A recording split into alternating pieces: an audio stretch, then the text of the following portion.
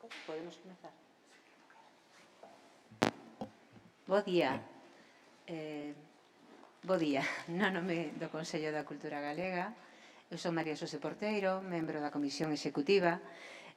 Teño a honra de poder facer este saúdo inicial e a presentación dunha actividade que dirixe o meu prezado e admirado compañeiro Xosé Manuel Núñez Seixas, moi da man coa miña compañeira de mesa, con Antía Pérez Caramés, que coordina tamén esta actividade.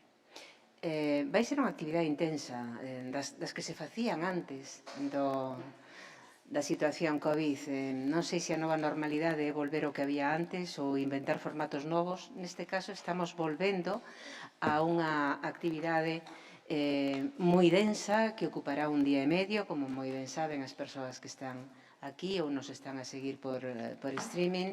Durante a cal, alrededor de 5 eixos vertebrantes, pois as persoas que van participar, todas elas expertas de prestigio, de recoñecido prestigio na materia, nos van falar dun fenómeno novo, e así lle chamamos nos tamén, como é a nova diáspora. Facémolo desde o arquivo da emigración.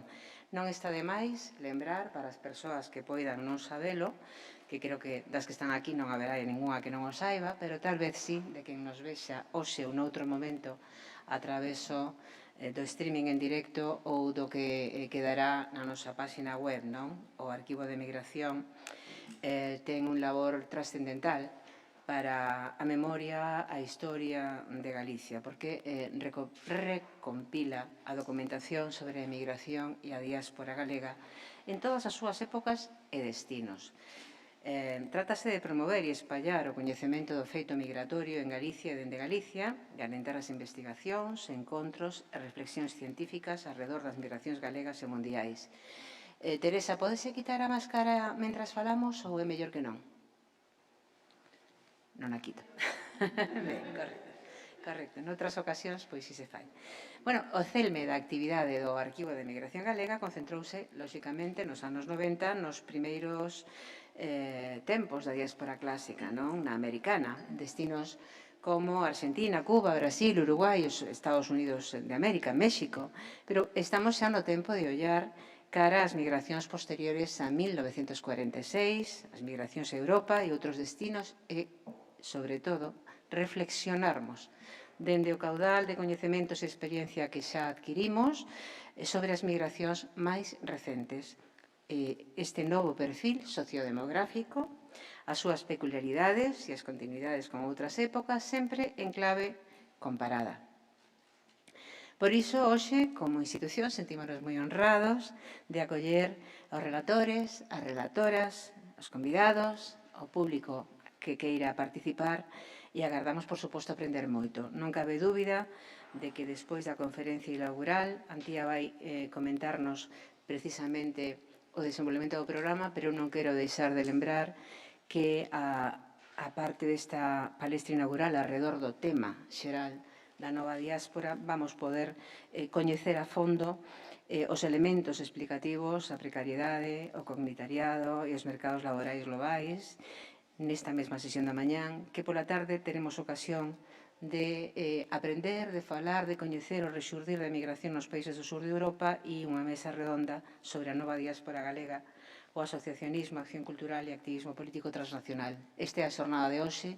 Mañán farémola, como xa se sabe, se anunciou na Cidade da Cultura, onde están os arquivos físicos do Arquivo da Emigración Galega e ali, nunha sesión de mañá, se dará conta dos estudos de caso, construindo unha nova xenda de investigación e se poderá debatir coa clausura, coa conferencia final deste seminario sobre o achegamento e o debate sobre as estrategias de comunicación, creación de comunidades para as novas diásporas. Con este convite e con este inicio, dolle a palabra a miña compañeira Antía Pérez Caramés, reiterando o saúdo de Rosario Álvarez, presidenta do Consello, que hoxe non pode estar aquí, de Dolores Vilavedra, secretaria da Comisión Executiva, por suposto, de Xosé Manuel Núñez Seixas, que estará aquí inmediatamente, e no meu propio. Moitas grazas. Ben, pois, moitas grazas, María Xosé, pola túa intervención, a introducción e a cariñosa saúda para estas xornadas. E tamén, en primeiro lugar, moitas grazas a todas as persoas que participades do programa das xornadas por vir ata aquí cunha pandemia polo medio que obrigou a pospoñer ata en 2 ocasións non este programa, pero que finalmente fai que podamos reunirnos non en torno a este tema, a pesar de que o propio COVID nos limitou a nosa mobilidade, non? O cal resulta bastante paradoxal abordando como vamos a abordar a cuestión das novas diásporas. Obviamente, quería tamén agradecer non a súa confianza e o seu apoio ao Consello da Cultura Galega, ao Arquivo de Emigración e a Secretaría Xeral de Emigración, que todas elas participan da organización e do financiamento das xornadas, non? Polo seu compromiso, a súa dedicación, o seu traballo pendente sempre, non? Desde a sombra e incluso tamén desde agora, non? Pois co streaming e todo iso, e grazas tamén ás persoas que estades no público e que estades, sobre todo, conectadas, que sei que hai moitas máis persoas conectadas das que poden vir aquí físicamente, pola vosa presenza.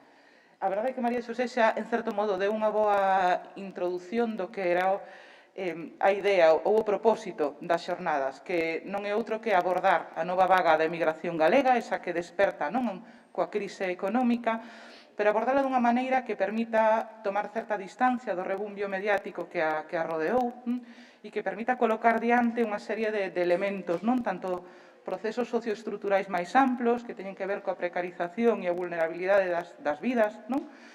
E outros procesos, digamos, que exceden o propio marco territorial galego e que exceden o marco territorial español da nova diáspora, que colocan unha nova dinámica migratoria sur-norte nos países do sur de Europa, non? E que nos comentarán, pois, entre outras persoas investigadoras como as que temos aquí, non? Pois de Italia, como Roberta Ricucci, de Portugal, como Xorxe Malleiros.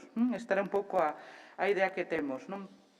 Queríamos tamén, obviamente, traer aquí a voz de persoas protagonistas que están liderando iniciativas non de novo asociacionismo e de nova dinamización cultural da diáspora galega en países como Londres, como Alemanha ou como Francia, e por iso temos unha mesa orientada non a presentar estas experiencias.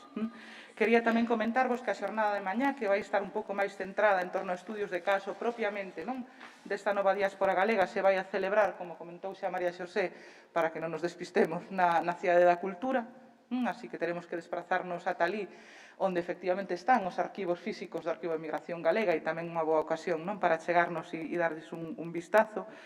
E nada, pois simplemente pois moitas grazas, agardo que sexan uns días de debate, aproveitando que o clima tamén acompaña, non? Para poñernos a pensar conxuntamente sobre esta nova vaga, e iso, moitas grazas e benvida. Sí, supoño que podemos chamar entón ao noso conferenciante inaugural, non sei como vamos facer así de colocación. Sí. Vale, perfecto. Sí, por suposto, Antonio Izquierdo xa está aí preparadísimo, así que non sei se trouxeches PowerPoint ou algo. Vale, perfecto.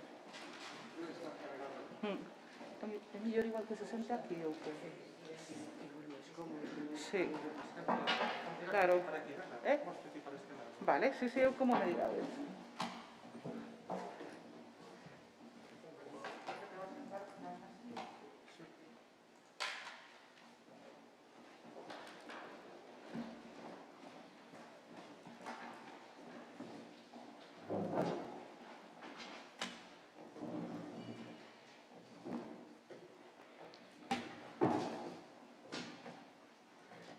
Preséntoche. Bueno, pois a verdade é que é un pouco raro, non? As xornadas que desenvolven con todo o protocolo que temos que andar facendo, pero se cadra para non tomar máis demora vamos a seguir, non? Coa conferencia inaugural que tamén se está retransmitindo en streaming e por iso temos que ter certa prevención con guardar os tempos, non? E ser bastante puntuais. Bueno, pois para min é un auténtico prazer que Antonio Izquierdo se prestase a abrir boca, non? Dunha maneira xa máis concreta e aterrando sobre o terreo, non? Algúns elementos que nos van a permitir analizar as migracións nun escenario post-COVID e esta nova vaga de migración galega e outros procesos migratorios internacionais nun escenario, digamos, post-pandémico, inda que non acabamos de sair da pandemia.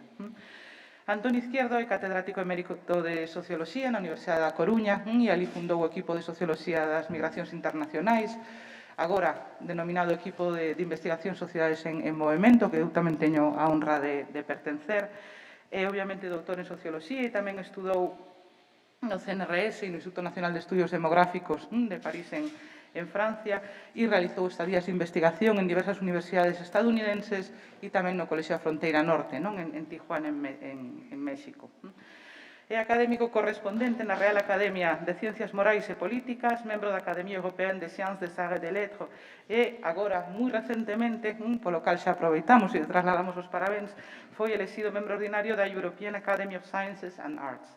Foi Premio Nacional de Investigación do Consello Económico e Social no ano 2001 e conta con numerosas publicacións en torno ao fenómeno migratorio e os procesos migratorios internacionais. Foi, ademais, tamén representante de España para a OCDE durante casi 20 anos, así que, obviamente, unha persoa sobradamente cualificada, e creo que vai a sentar unhas chaves interesantes para abordar o escenario migratorio e de mobilidade post-COVID. Moitísimas grazas por aceptar dar esta conferencia, Antonio, e sen máis douche a palabra.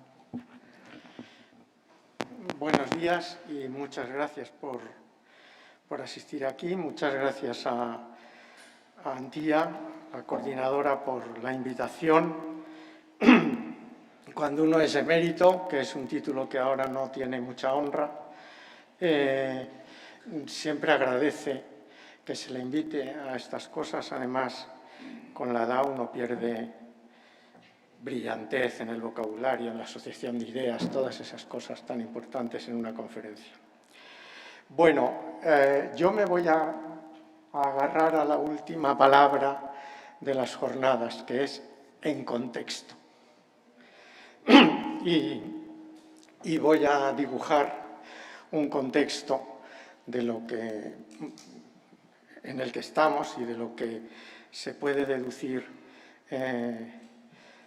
qué es lo que va a pasar. Yo estoy muy de acuerdo con una frase que dijo el inteligente economista y matemático Keynes,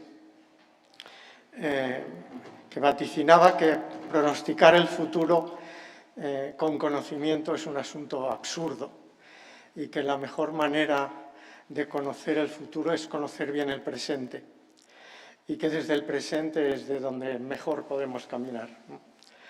Y el presente es el escenario COVID y el presente es, como parábola, Afganistán.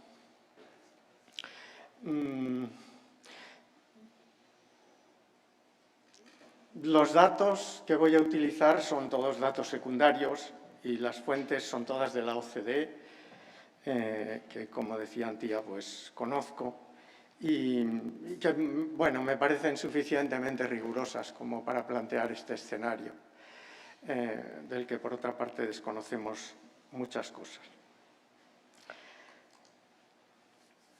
Bueno, voy a tratar de responder a un par de preguntas. Una pregunta de carácter más científico, de naturaleza más científica, y otra de carácter y naturaleza más política.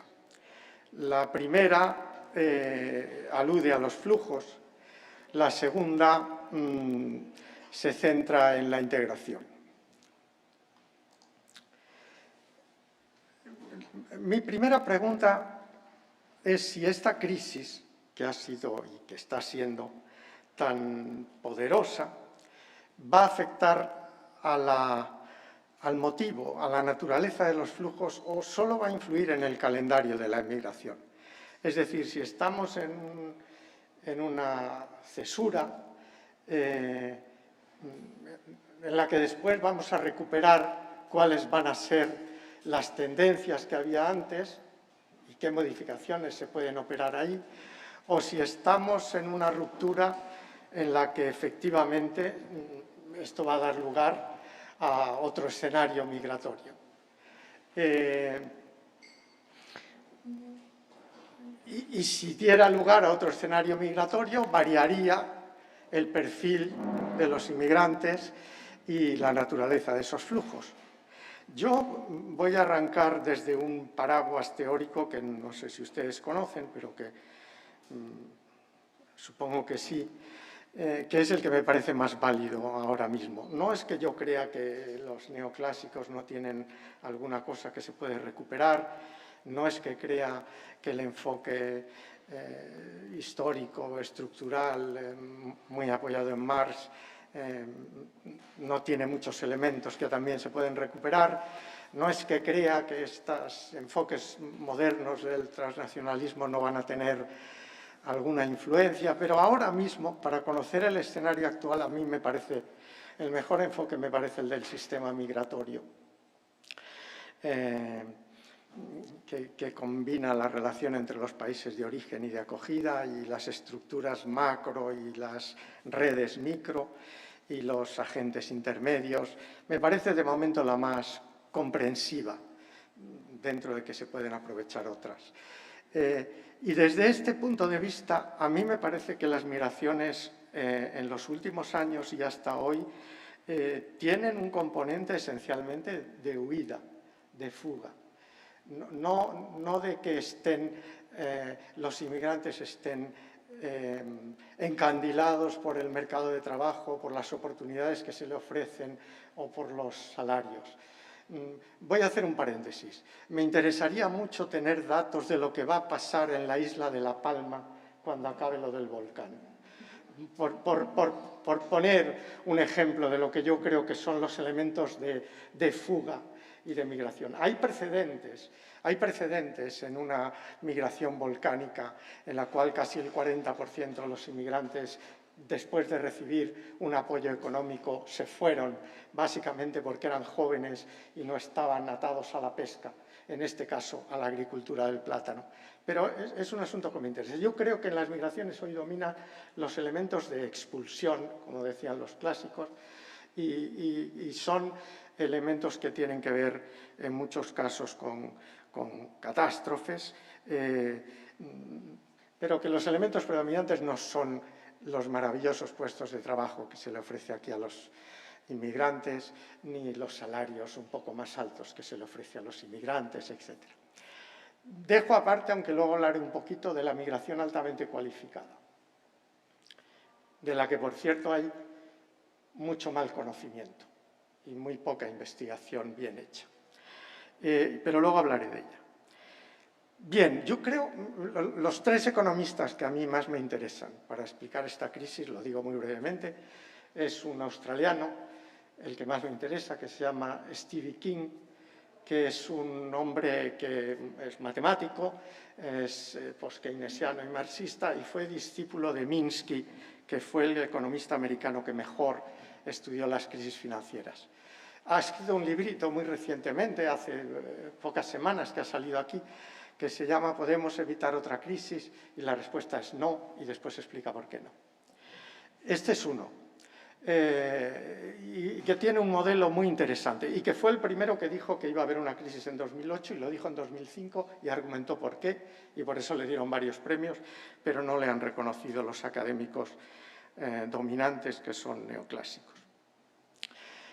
El segundo que me interesa mucho es una pareja, una francesa, Esther Duflo, y un hindú, Barneji, que trabajan en el MIT y que han escrito, contrariamente a lo que ellos escribían siempre, que era sobre la pobreza y los países pobres, han escrito un libro muy interesante que se llama Buena economía para tiempos difíciles.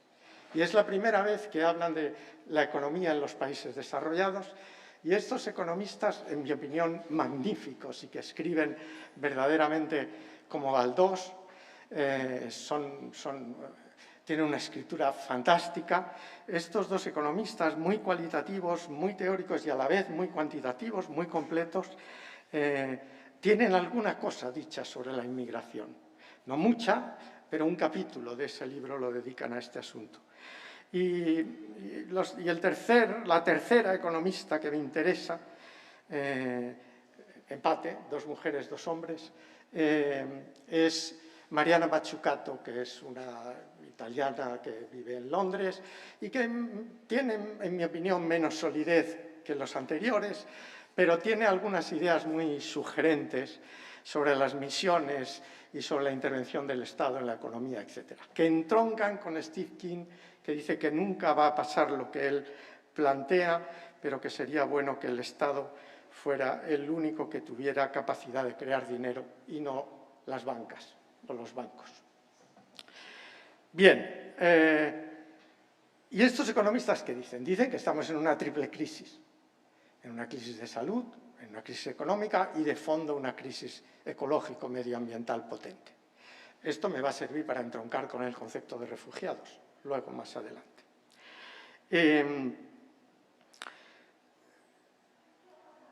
Bueno, lo voy a dejar aquí y luego entraré más en ese asunto.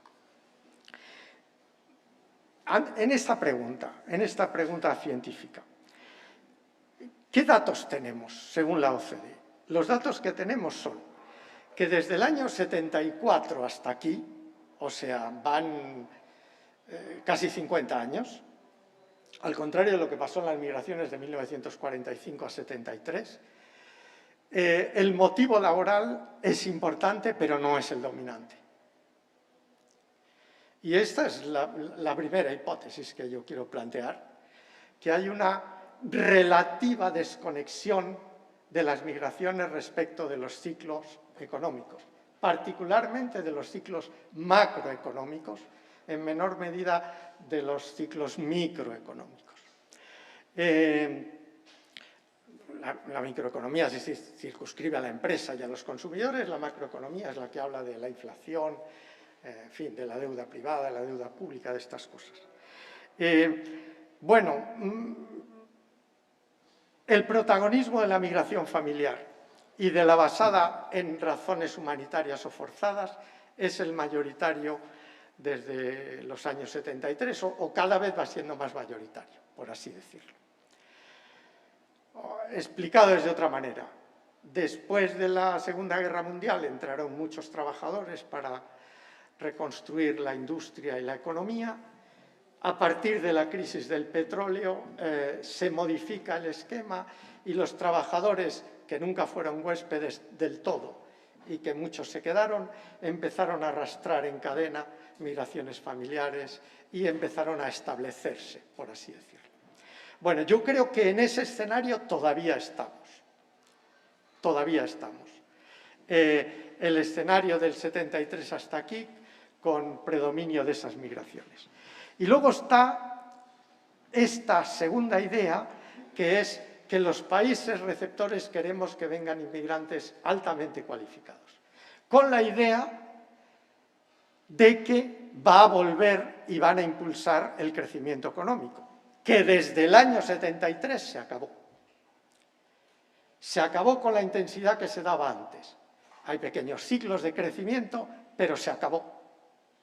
Y justo en esos momentos de los 80 es cuando empiezan los flujos de refugiados y el resto de los flujos familiares, etcétera, a crecer. Eso ha dado lugar a las sociedades con minorías étnicas, etcétera, todo lo que ustedes conocen, que no es exactamente el panorama en los países del sur de Europa, pero que empieza a serlo cada vez más. Bien. Luego hablaré de los migrantes altamente cualificados y los poco cualificados y de las necesidades que hay. Pero básicamente, desde el 73, eso se acabó. Hay dos disputas entre dos historiadores de la economía americanos, Gordon y Mikey, que uno dice que todo lo que hay ya lo había antes y que siguen reponiendo los supermercados las personas y no los robots, y que, bueno, esto de la aplicación de las nuevas tecnologías no va a variar esencialmente el panorama de crecimiento bajo de la economía. Y hay otro que dice que esto va a cambiar y que vamos a vivir una revolución en donde la inteligencia artificial, etcétera, va a cambiar el panorama del empleo y vamos a volver a crecer mucho. No sé cuál de los dos va a tener razón.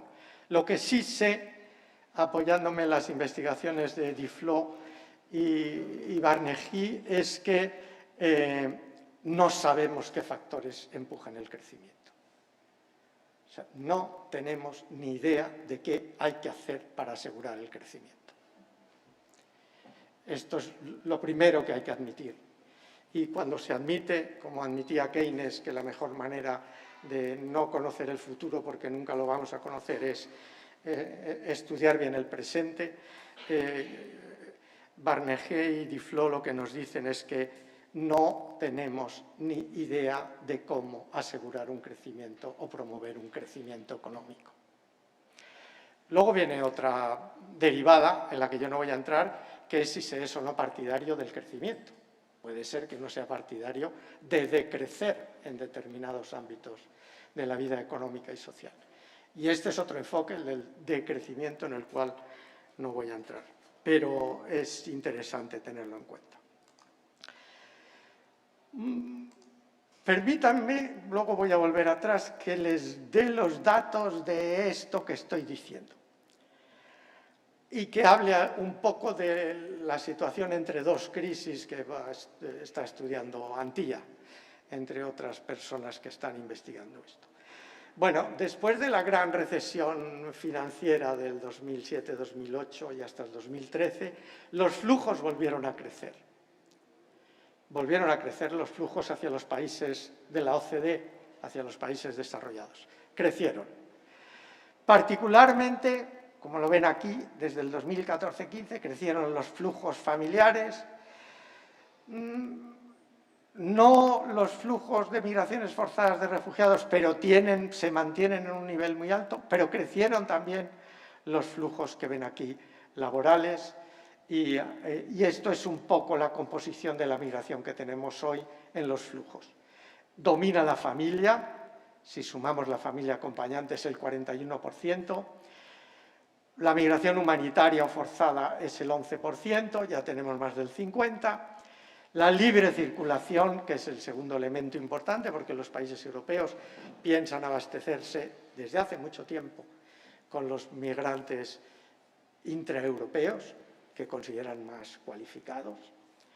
Y las migraciones de trabajo permanentes de países terceros mantienen un 13% escaso, que tiene que ver básicamente con las necesidades que hay en la economía de mano de obra para trabajos poco cualificados, básicamente. Bueno, esto es muy interesante porque nos explica el panorama de ahora y nos explica lo que ha pasado después de la gran recesión hacia esta gran crisis del confinamiento. Los flujos crecieron. Lógicamente, si los flujos crecen, baja el flujo de refugiados, porque es más fácil entrar como trabajador que como refugiado, porque como refugiado cada vez se exigen más requisitos. Luego, cuando las cosas se ponen duras, la gente dice, no, yo ya huía, pero ahora no me queda más remedio que entrar por esta vía. Pero si las cosas, más o menos las puertas están entreabiertas, yo prefiero entrar por el otro porque la tasa de negación del refugio es muy alta y porque los requisitos son imposibles de cumplir en muchos casos. Esto ya me lleva a una primera propuesta que les voy a hacer. Hay que reconsiderar el concepto de migrante y el de refugiado. De hecho, cuando los países de la Unión Europea rompieron el Tratado de Schengen, 7 de esos países, introduciendo controles en las fronteras interiores, la mayoría de esos países, en la argumentación que le hacían a la Unión Europea, a la Comisión de la Unión Europea, no empleaban el término refugiado. Empleaban el término inmigrantes ilegales, asociado al terrorismo, a la inseguridad, etcétera, etcétera. La argumentación era ambigua, pero empleaban muchos estos términos. Y como luego hablaré de los refugiados, me reservo para luego algunos otros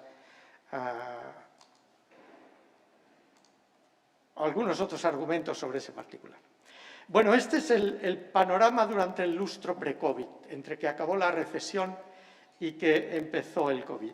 Aumentaron las migraciones familiares y disminuyeron ligeramente las interiores, intraeuropeas, crecieron las migraciones para trabajos temporales, las migraciones de universitarios o de estudiantes con estudios superiores y otros cualificados, y en general la inserción en los mercados de trabajo fue precaria y en sectores muy cíclicos y temporales expuestos a la destrucción de empleo.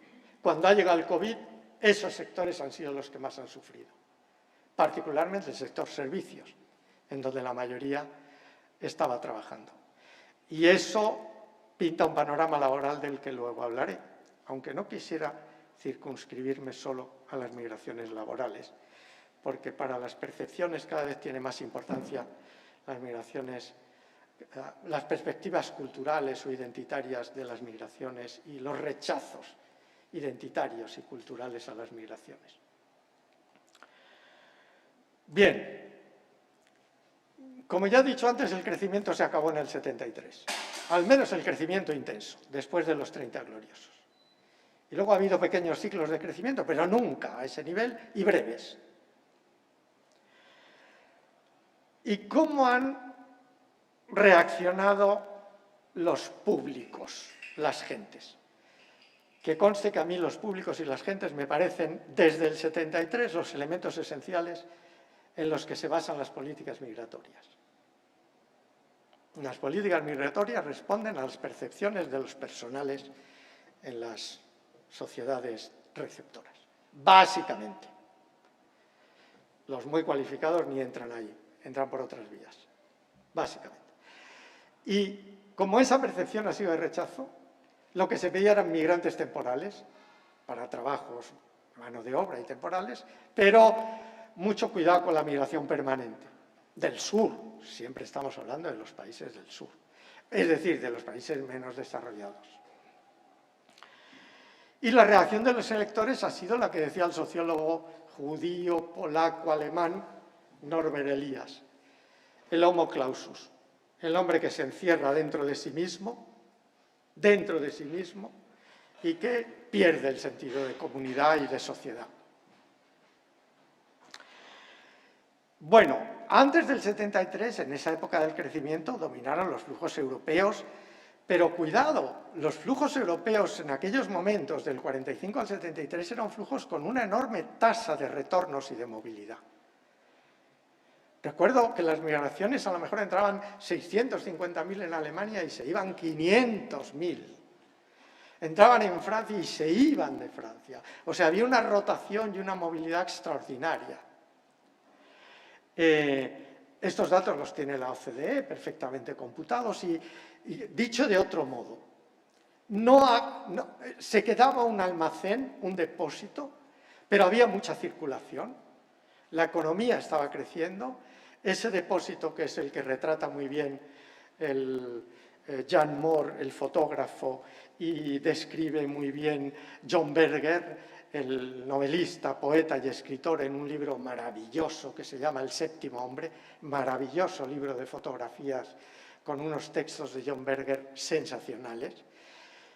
En esa fase que describen esos, entraban los turcos, los italianos, los españoles, a todos los países de la Unión Europea a trabajar, la economía crecía intensamente, ellos eran sobreexplotados, pero estaban contentos relativamente porque tenían un trabajo continuado y su plan era intentar ahorrar e intentar volver en la mayoría de los casos. Luego eso se cumplió en parte. Pero bien, pero esa época se acabó. Los flujos laborales con intensa movilidad, retornos y remigraciones, se acabó. Y a partir del 73-74 del petróleo empezaron a aplicarse políticas restrictivas para las migraciones laborales y a partir de los 80 para las migraciones humanitarias.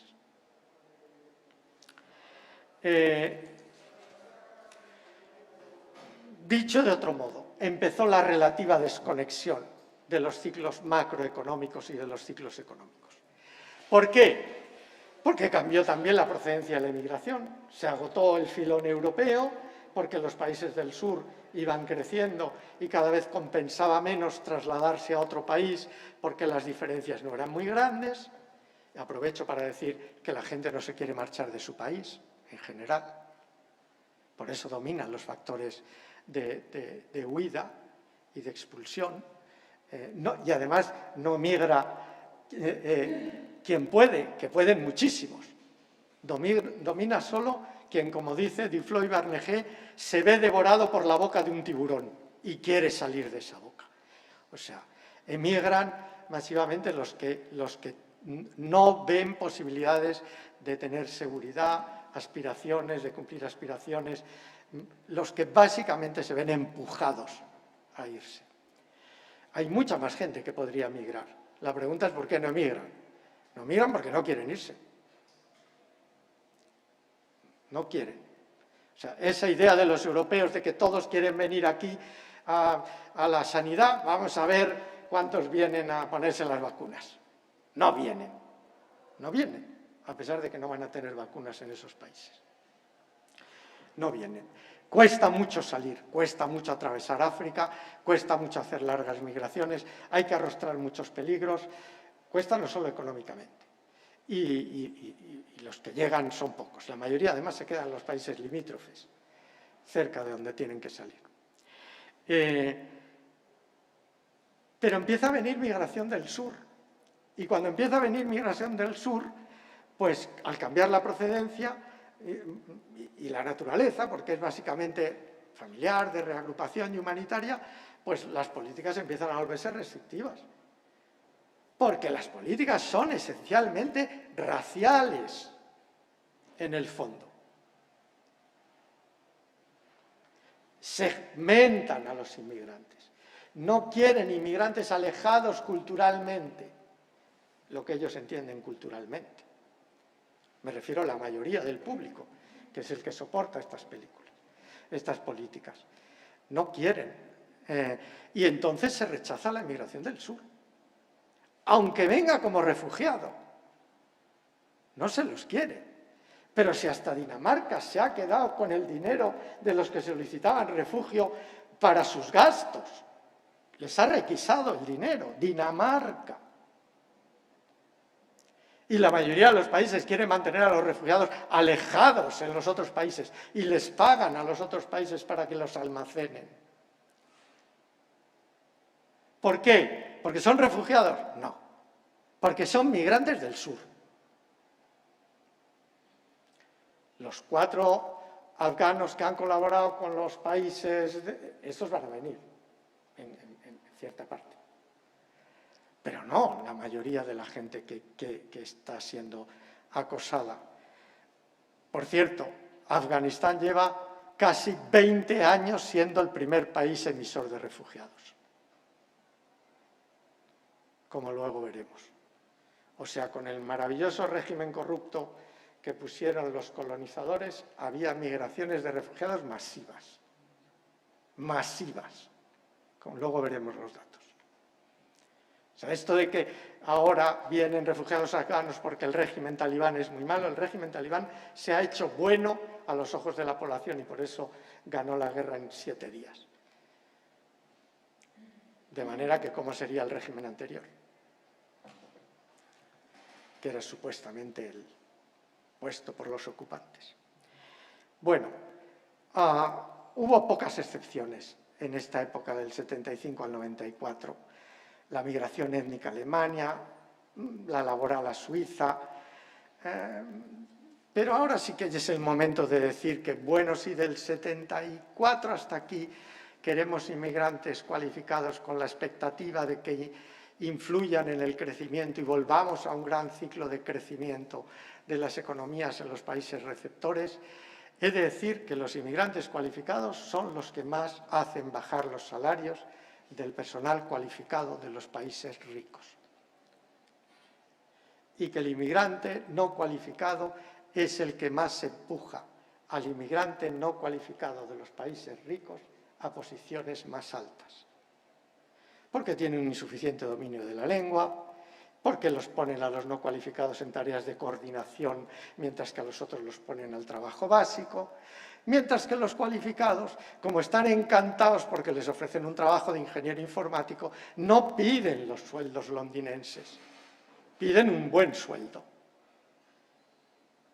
Y están gratificados con esos salarios. No hace falta un salario de excelencia para los cualificados. Hace falta que les den oportunidades de desarrollar sus capacidades y de tener un trabajo estupendo, como es un trabajo cualificado. Eso pasa con las enfermeras, con los médicos, con los ingenieros electrónicos y con los robóticos. ¿Qué pasa? Que los cualificados son pocos. Y además los pocos que hay, son pocos los que van, me refiero, a esos países. Pero existe mucha idea equivocada sobre el impacto de los altamente cualificados en los mercados de trabajo, de los altamente cualificados de esos países, y mucha ideología sobre el impacto de los no cualificados en los mercados de trabajo de esos países. Naturalmente aquí hay muchos matices y tendríamos que ir profesión por profesión, pero como línea general, esa ideología o falsa conciencia de la realidad según la cual los cualificados son estupendos para nuestros mercados de trabajo y los no cualificados hay que echarlos fuera, no se sostiene en muchas de sus dimensiones. Atendiendo a la investigación que tenemos hasta este momento. Bien, refugiados. Voy a ser muy rápido también en esto de los refugiados. Bueno, los refugiados fue un invento ideológico para atraer a los inmigrantes que huían de los países del telón de acero. Aquellos que se decía que votaban con los pies, huyendo. Y eran blancos, eran de los nuestros, por así decirlo, eran rubios y además eran anticomunistas. Esto está muy de moda en este país en estos momentos, lo del gobierno comunista y lo de los comunistas y lo de la propiedad. Que por cierto fueron los que más ayudaron a traer la democracia a este país, entre paréntesis. Pero la memoria es muy flaca, porque ahora solo se ven programas de televisión y la memoria es muy flaca. Los talibanes fueron formados por las fuerzas de ocupación para perseguir y matar comunistas en Afganistán. Esos que ahora son malos. Y fueron formados por las fuerzas de ocupación y porque en ese momento convenía. Bueno, la Convención de Naciones Unidas del 51. Eran pocos, eran blancos y eran anticomunistas. ¿Qué pasó después? Que los flujos de refugiados en los 80 vienen del sur. Y además, los refugiados son cada vez más diversos en sus motivos. Por ejemplo, los de las catástrofes medioambientales o los refugiados ambientales. Por ejemplo, la intolerancia respecto de las identidades culturales, la persecución de los gays, de las lesbianas. Podría poner algunos ejemplos.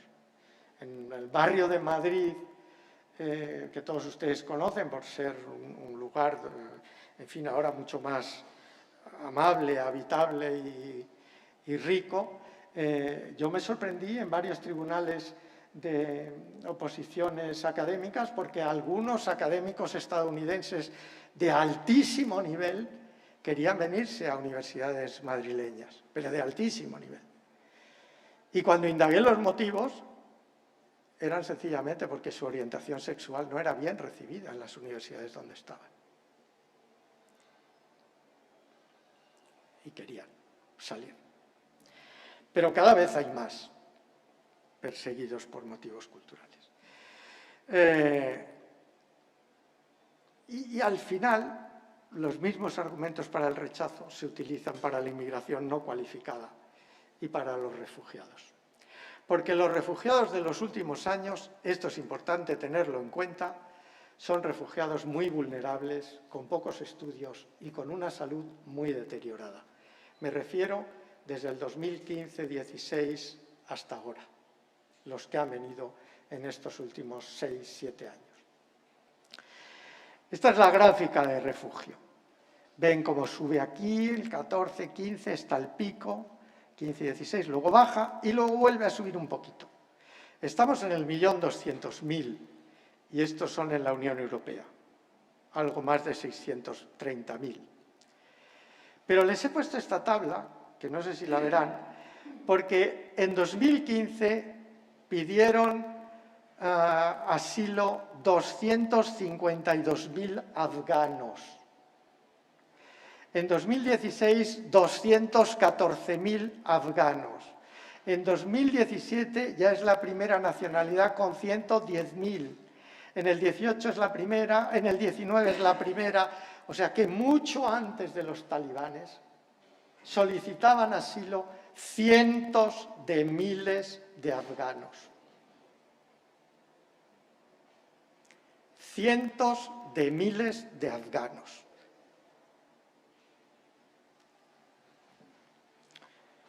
Bueno, aquí tienen Siria, Afganistán, Irán como los principales países. ¿Y qué sucedió con el pico de la crisis en 2015-16? Pues que la Unión Europea estaba muy mal preparada. Y la reglamentación de Dublín es una reglamentación, además de injusta, que no puede gestionarse. Porque ni los refugiados quieren ir al primer país donde entran y piden asilo y refugio, quieren ir a otro. Ni los países están dispuestos a cooperar. Y se destapó una enorme insolidaridad y una enorme desobediencia de muchos países respecto de la libre circulación y respecto de la redistribución que la Comisión Europea planteó. La mayoría de los países no aceptaron. Y Grecia e Italia, que son los países de entrada principalmente, no pueden sostener esa entrada de 2015 y 2016 de inmigrantes. Sencillamente entran por esos países y no pueden. Entonces quieren que si la Unión Europea es una Unión Europea, que se redistribuyan y se reacomoden. Esto estamos hablando solo de los que vienen, de los que logran llegar aquí, no de los que salen de sus países, que se quedan en los países limítrofes. De manera que la reglamentación de Dublín es un fracaso y el programa de reubicación también. ¿Y cuál ha sido la respuesta política? Pues más controles nacionales en 7 países, la externalización de las responsabilidades a otros países terceros y decir que no queremos refugiados. Así de claro. La excepción, Alemania, Merkel. Incluso la excepción ahora, pero la excepción ahora es que accede a ubicar 40.000. Pero los demás países, incluyendo los Austria, sus vecinos, no quieren ni oír hablar de refugiados afganos. Sí, los que han colaborado con esas fuerzas, pero esos son unos pocos miles entre todos los países europeos. Y esos tienen 3 idiomas. El suyo, el del país al que ayudan y otro. O sea, esos son altamente cualificados.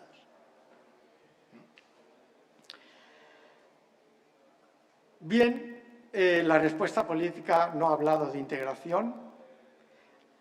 Los países europeos tardan a veces hasta 2 años en resolver y mucho tiempo en inscribir las solicitudes y mientras en ese tiempo no han permitido la mayoría de los países que los solicitantes de asilo puedan trabajar.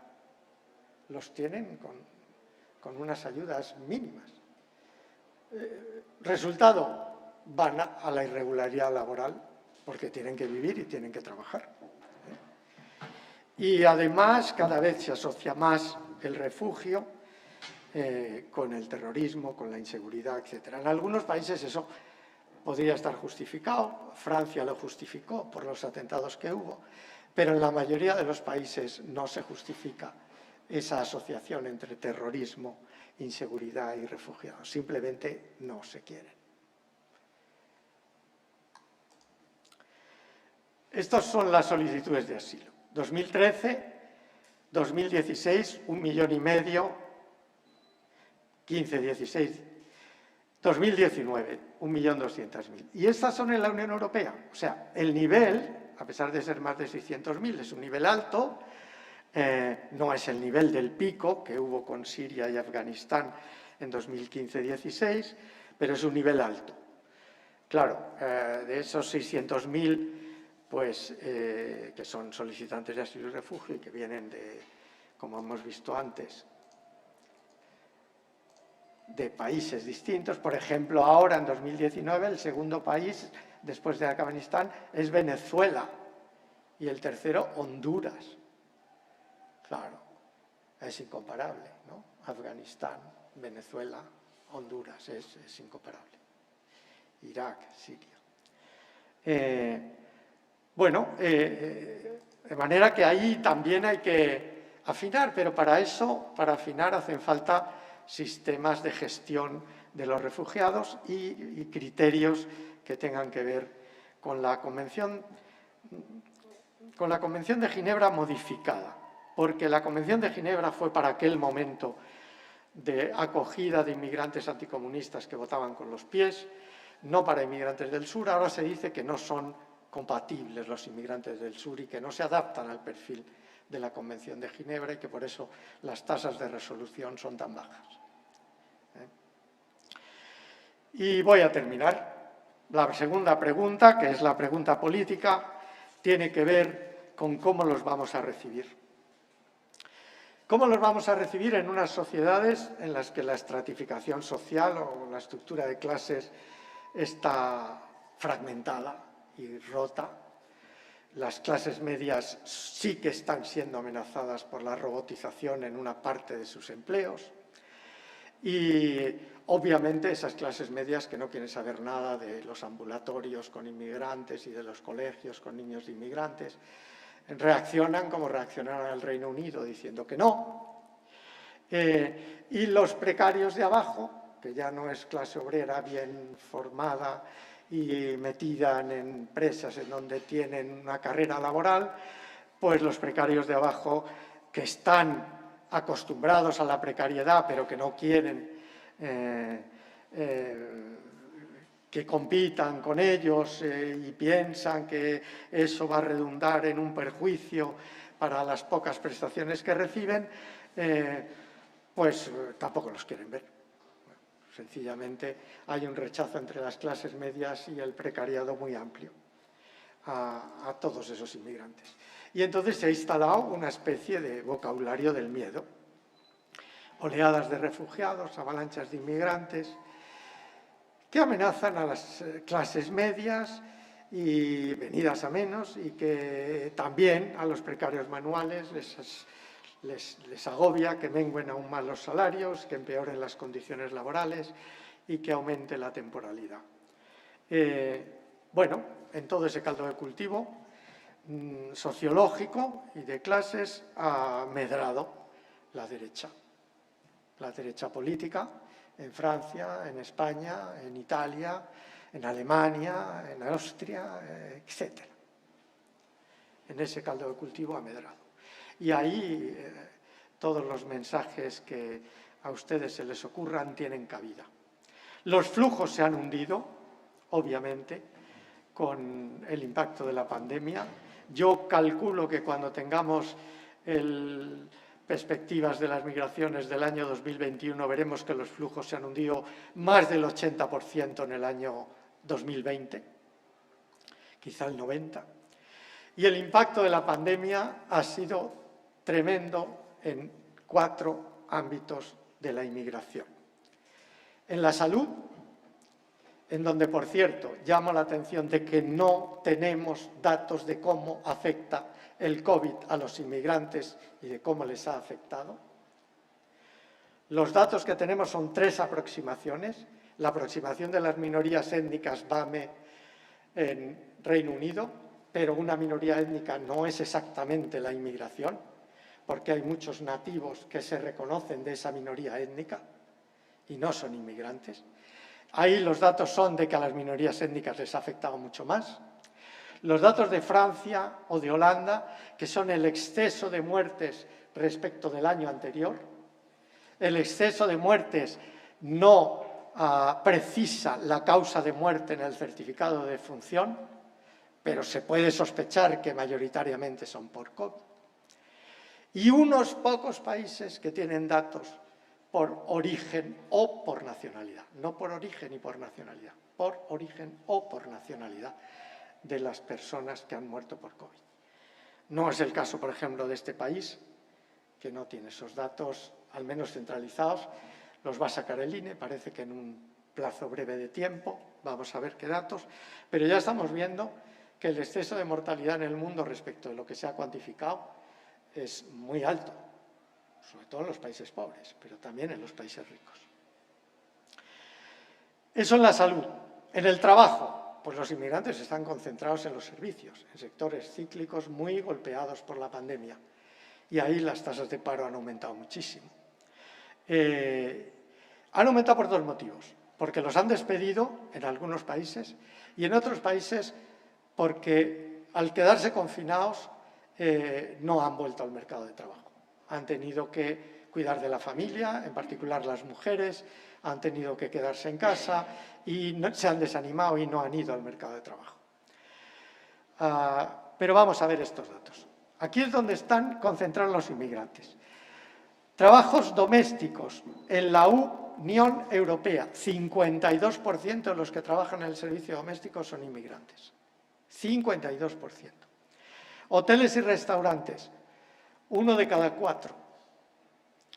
Almacenaje, 1 de cada 5. Salud, 1 de cada 10. Y seguridad, estoy cogiendo solo los datos de la Unión Europea, 1 de cada 5. Entonces, están concentrados en servicios o que han sido muy golpeados, como el doméstico, el de restaurantes, o el de seguridad y limpieza, o que se han visto, en algunos países se han visto que los inmigrantes no cualificados estaban sosteniendo los trabajos esenciales. Por ejemplo, el reparto a domicilio, por ejemplo, cajeras de supermercados, por ejemplo, trabajadores de la salud, en algunos países. Curiosamente, la reacción es: eso es una fake news. A mí me tocó ver a uno, pero esos no ha variado, no se ha modificado el prestigio y la jerarquía de las ocupaciones. Las ocupaciones básicas y esenciales, cuando cobran poco, no son ocupaciones que sean valoradas por las opiniones públicas. Este es el impacto en la salud, ahí lo ven, cómo se ha notado por encima las muertes en Francia o en Suecia, por ejemplo, de los inmigrantes. Tengo que hacer aquí una anotación, es que en Dinamarca, en Suecia, en Noruega, en Alemania, donde llegaron la mayoría de los refugiados en los últimos 6 años, esos datos del impacto en la salud de los refugiados muestran que la vulnerabilidad de los refugiados es mucho mayor en salud, en medios económicos, y que todavía no se han incorporado a los mercados de trabajo, como he dicho antes, porque no se les deja trabajar mientras no se resuelve la solicitud. No se les deja trabajar. Entonces, su vulnerabilidad ha sido muy alta y el impacto del COVID ha sido más fuerte. Esos países tienen datos. Y este es el dato de cómo han aumentado o cómo han disminuido las tasas de empleo entre el segundo trimestre de 2019 y el segundo de 2020.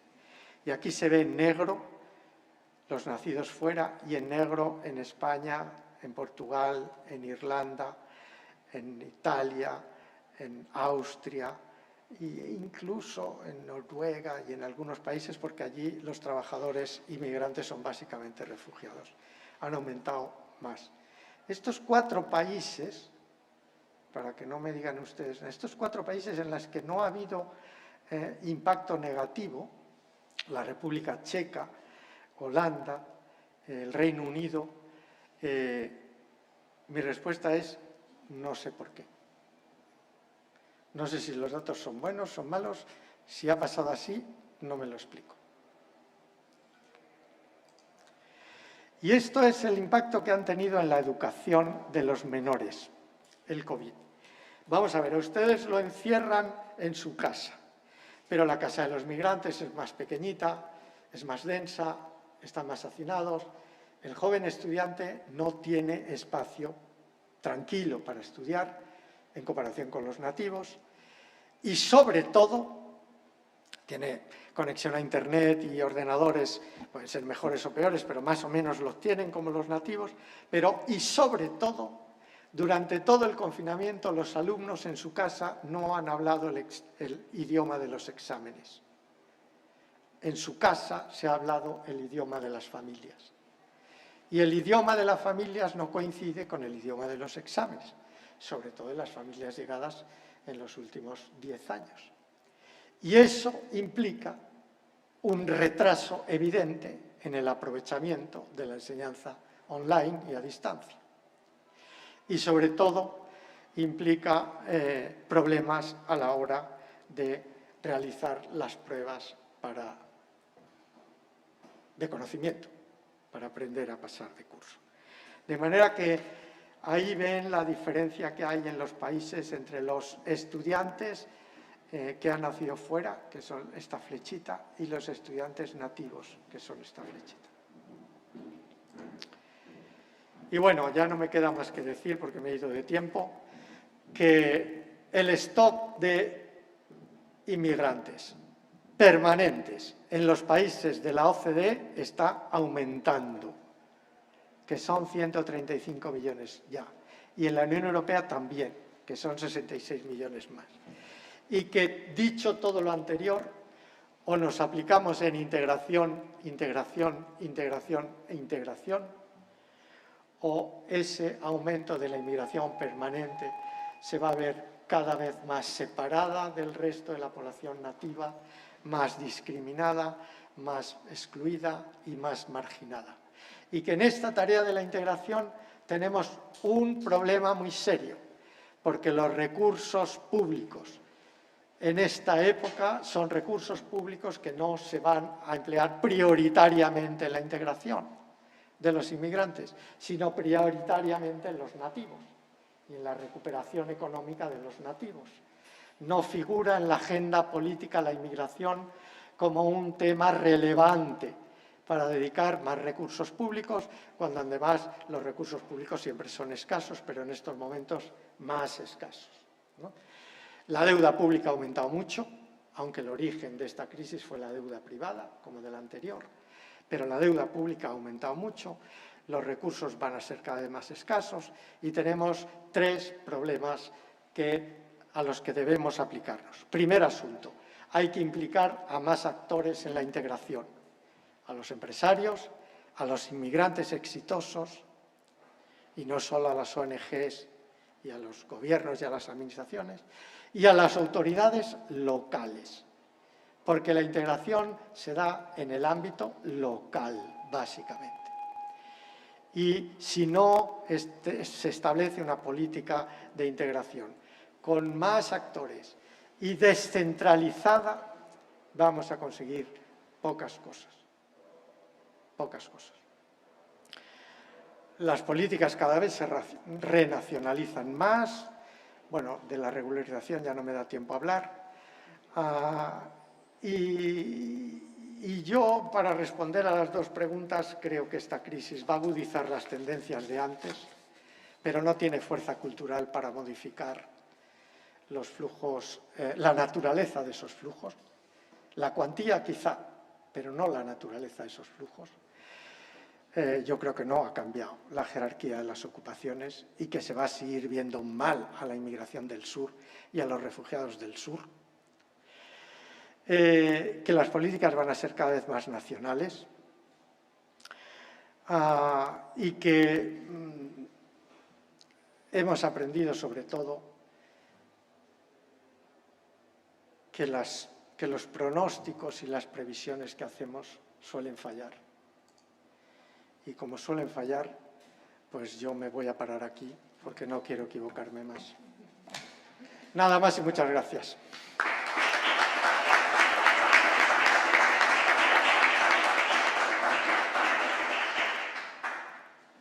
Moitas grazas, Antonio. Eu penso que deixou bastantes pistas para onde poder tirar e preguntar. Non sei se podemos roubarlle aínda 5 minutiños máis ao descanso por si hai pois, algunha pregunta, comentario, algunha cuestión, algunha reflexión. Sí, sí, sí.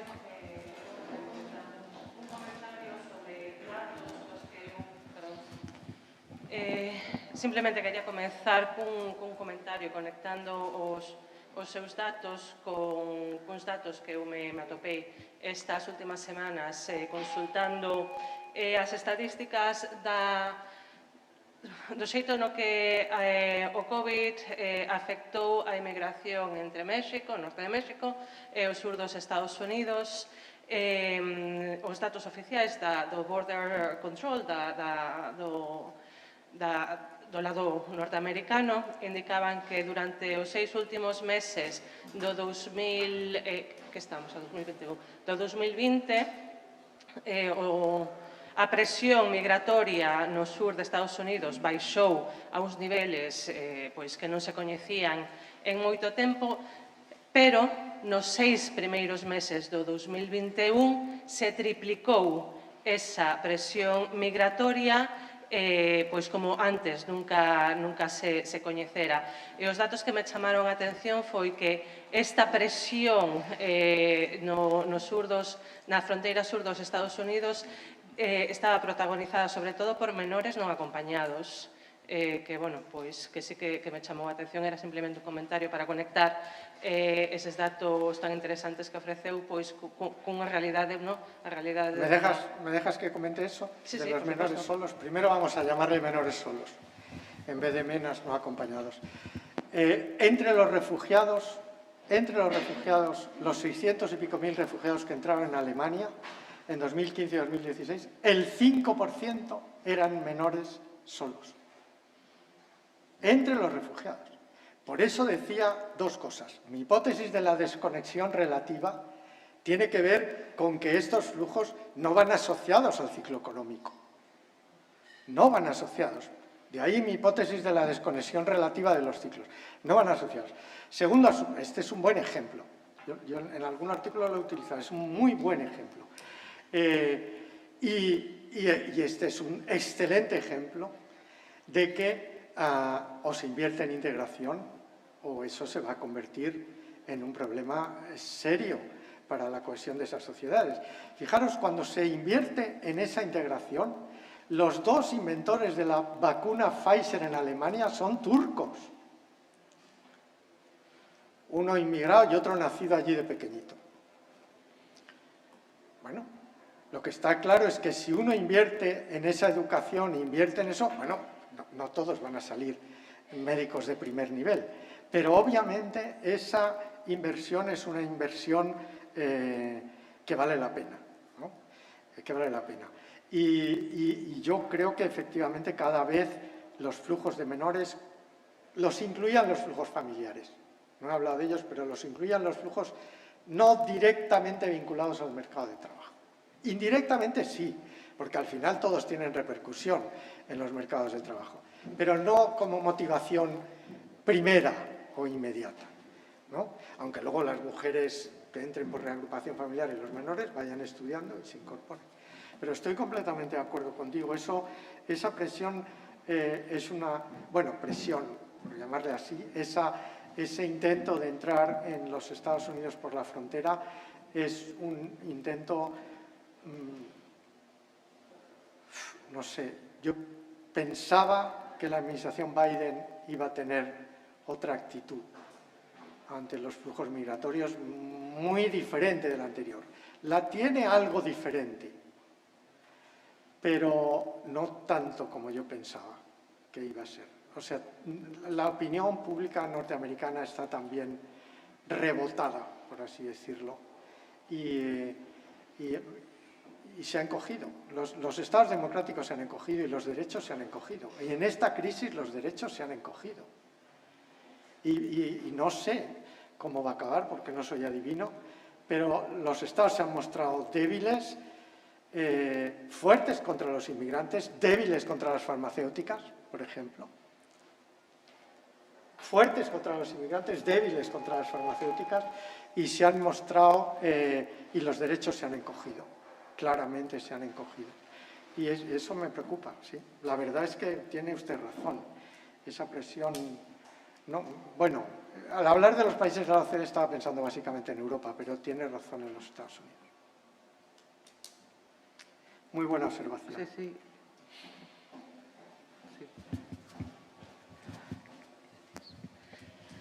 Bueno, son tres pequeñas preguntas que creo que son sencillas. Por una parte, repasando toda la ponencia, ¿existe algún estudio sobre las limpiezas, digamos, económicas, entre comillas, que países receptores han hecho pues, con los flujos migratorios, por ejemplo, de la época 60, 70, porque creo que, por ejemplo, en el caso de Suiza, cuando fue el tema de la pensión casa, de la retirada de este capital tan grande, yo creo que ahí también hubo un impacto en el número de retornados desde el país receptor a casa. Entonces, si existe algún estudio sobre eso o no, me gustaría saberlo. Por otro lado, también hablamos de la gente cualificada y no cualificada, el movimiento que hubo por diferentes países. Pero sí es verdad que también en este tiempo de pandemia, esa gente cualificada de los mismos países se ha movido también a otros países. Entonces, si hay también algún estudio referente a esa rotación.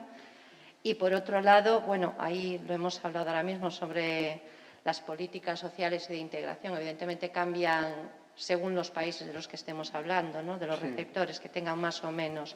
Entonces, también nos hemos encontrado, por otro lado, con gente cualificada, pero al mismo tiempo con un vacío de gente no cualificada o con oficios pues, tradicionales, ¿no? Entonces, si eso también ha afectado de alguna manera a este movimiento que está habiendo en la actualidad con el COVID. Y, por otro lado, el ejemplo este último de integración... Perdona, ¿me puedes repetir la tercera, lo de cualificados y no cualificados? Claro, lo cualificados estábamos hablando de que muchos países han invertido, a lo mejor con convenios bilaterales y todo, para fortalecer esa escasez de a lo mejor personal cualificado que el mismo país receptor tenían, entonces han traído de otros países para levantar la economía. Por otro lado, también muchos países se han encontrado con países envejecidos y que no tienen ese soporte joven que cotice para las pensiones. Entonces, también se ha encontrado un vacío bastante grande de mucha gente cualificada, pero gente no cualificada que no puede desempeñar los trabajos de toda la vida o los oficios, pero esa gente cualificada al mismo tiempo, ahora mismo hay un movimiento tremendo por Europa. O sea, ya no buscan a lo mejor tampoco esa calidad de sueldo, de esa alfombra roja, sino que también se empiezan a mover entre los países. Por ejemplo, Alemania se van para Suiza. Entonces, si existe también algún estudio sobre eso. Y la última sería referente a la emigración del sur, que estamos hablando, sí, que a nivel cultural, religioso y todo eso, seguimos teniendo como ese reparo con ellos, ¿no? Pero, por otro lado, también existe que en los últimos 10 años ha habido un movimiento también bastante grande de los países del sur, países como España, por ejemplo, que han adquirido la nacionalidad y esa nacionalidad le ha permitido moverse libremente por Europa.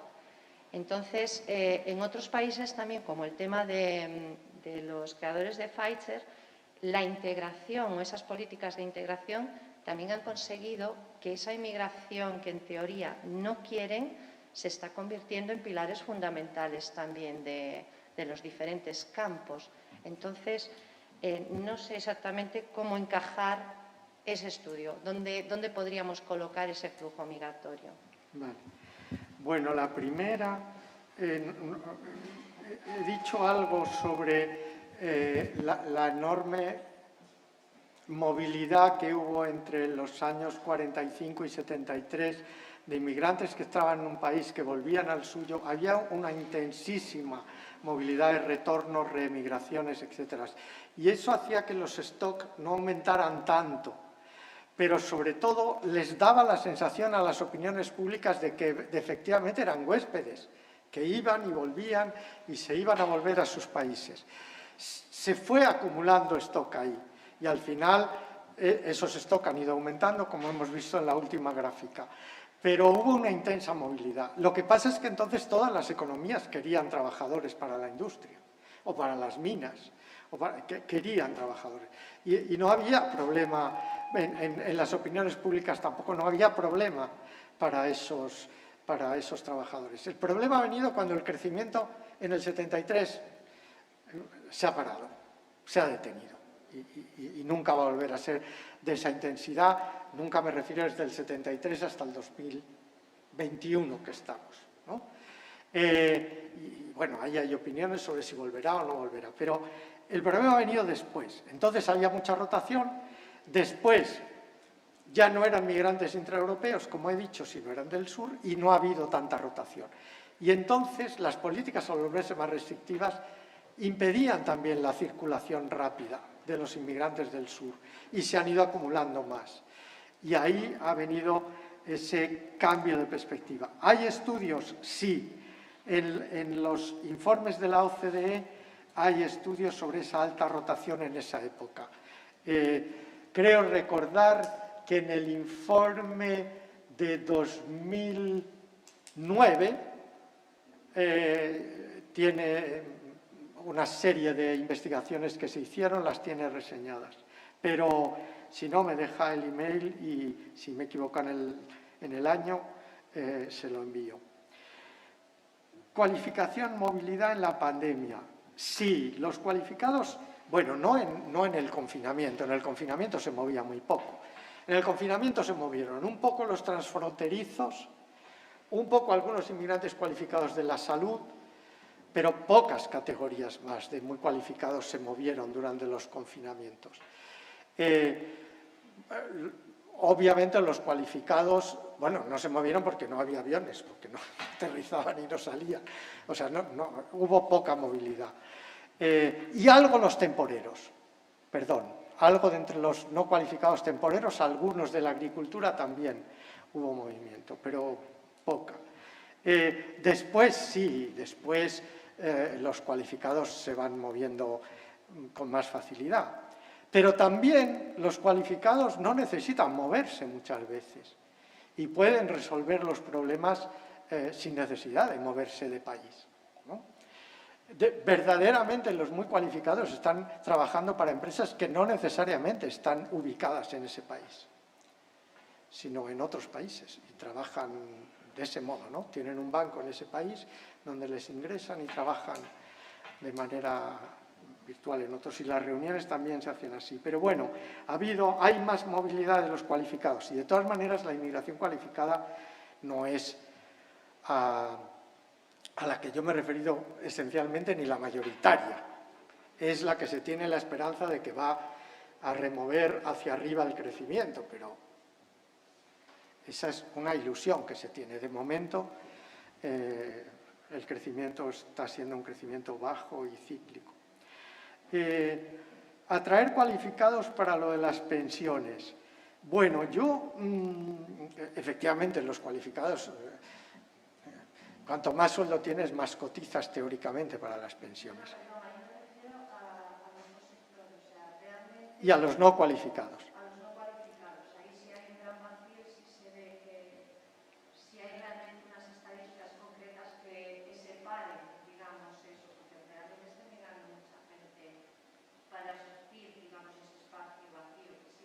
De no cualificada. Sí. Bueno, ha estado migrando hasta 2019. Básicamente, la mano de obra no cualificada en los países de la OCDE que se movía era temporal y para trabajos temporales. También está aumentando la inmigración permanente, pero como he dicho, era básicamente familiar y en menor medida permanente para trabajos no cualificados. Pero bueno, yo no soy, o sea, los informes que hay sobre la aportación de los inmigrantes a la caja de las pensiones, de los inmigrantes no cualificados a la caja de las pensiones, y en general la aportación de los inmigrantes al sostenimiento de las pensiones, yo creo que es un asunto, que hay que verlo por países, pero es un asunto muy discutible. aportan, obviamente, pero cuanto menos salario tienes, menos aportas. Y cuanto más temporal, menos, ¿no? Cuanto más precario en general. Sería otro tema entrar en la discusión sobre en qué... Desde luego contribuyen y desde luego es positivo, pero desde luego eso no va a salvar el sistema de pensiones de ninguno de los países europeos en estos momentos, porque en los trabajos manuales la productividad es reducida y los salarios son en general bajos y los trabajos son ocasionales y no es la solución para los sistemas de pensiones. Hay otras soluciones, entre comillas, para los sistemas de pensiones. Y la inmigración del sur de Europa y la nacionalización. Sí, la nacionalización, la naturalización, en principio propicia la movilidad por otros países de la Unión Europea. Y las tasas de naturalización es uno de los componentes, no sabemos si del principio de la integración o del final de la integración, pero es uno de los componentes de la integración.